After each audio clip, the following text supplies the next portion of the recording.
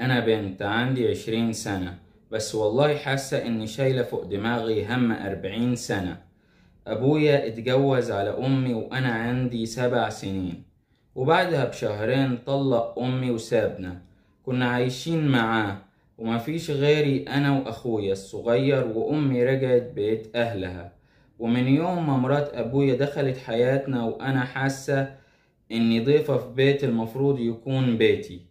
كانت بتعاملني كأنها بتربي بنت عدوتها مش بنت جوزها، تحرمني من أبسط الحاجات وتقولي دي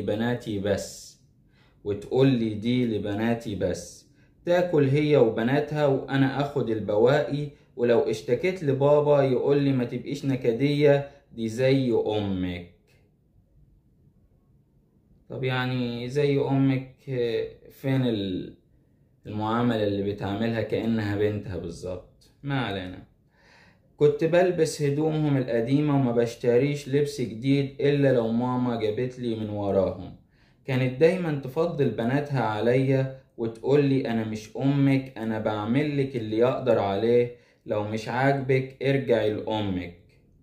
بس أكتر حاجة وجعتني يوم ما أخويا الصغير تعب وكنت باخده المستشفى وهي رفضت تديني فلوس العلاج من فلوس والدي. ساعتها حسيت اني مش انسانة، اني مجرد شغالة في البيت ولا ليا اي قيمة. كبرت ولسه الوجع جوايا، ولسه بفتكر كل كلمة وكل تصرف، ولسه مش قادرة انسى اني كنت في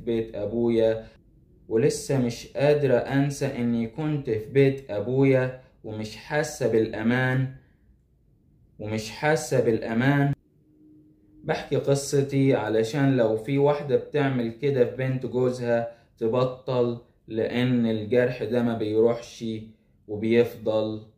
وحسبنا الله ونعم الوكيل.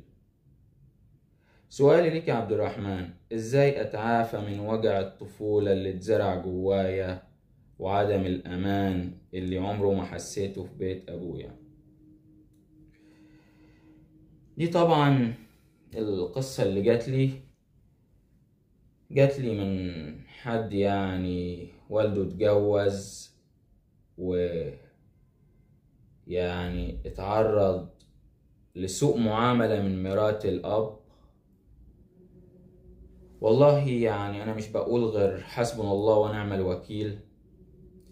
يعني الأبناء والبنات لو محسوش بالأمان في بيت أهاليهم أو والديهم أو في بيت الأب، هيحسوا بالأمان فين؟ فحسبنا الله ونعم الوكيل في كل مرات أب يعني تظلم. حسبنا الله ونعم الوكيل في كل مرات أب تظلم عيال جوزها.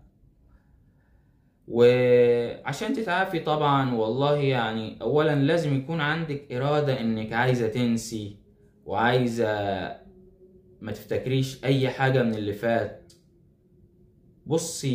ما تبصيش للجزء السيء من الحياة أو من الحياة اللي انت عشتيها، بصي للجانب الإيجابي. حاولي في أي حاجة ما تبصيش للجانب السيء، حاولي في أي حاجة تبصي للجانب الإيجابي. أنا عارف إن انت يعني عشتوا أيام صعبة وصعب إنها تتنسي، بس انت حاولي على قد ما تقدري. صلي وقربي من ربنا واقري قرآن واشغلي نفسك يعني باللي تقدري عليه. إيه والله بتحبي رياضة معينة تروحي الجيم، بتحبي إيه مثلا مادة معينة، حاجة معينة، يعني اشغلي نفسك بقدر الإمكان. ركزي في مستقبلك. لو ما بتشتغليش انزلي اشتغلي. دي اللي اقدر اقوله لك. بعد كده لو الموضوع حسيتي ان هو اثر على حياتك، مش قادرة تنسي، دايما بتفكري في الحاجات دي، دايما بتفتكريها لدرجة ان انت حياتك اتأثرت، ممكن تزوري طبيب نفسي او طبيبة نفسية.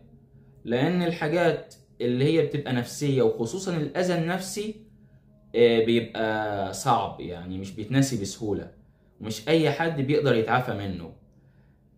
يعني انا اقول لك ربنا يطلعك من اللي انت فيه، ان شاء الله ترجع احسن من الاول، والضربة اللي ما بتموتش بتقوي، وإن شاء الله تبقي أحسن من الأول. وده اختبار، وده يعني ابتلاء من عند ربنا، هتاخدي عليه حسنات.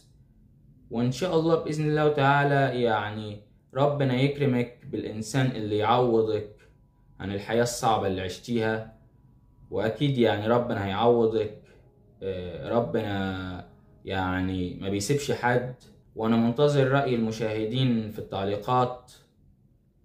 إيه رأيكم في اللي تعرضت له للدرجة دي؟ يعني بيت الأب اللي هو المفروض البيت اللي فيه الأمان، بقي فيه عدم أمان وعدم استقرار. يعني صراحة حرام.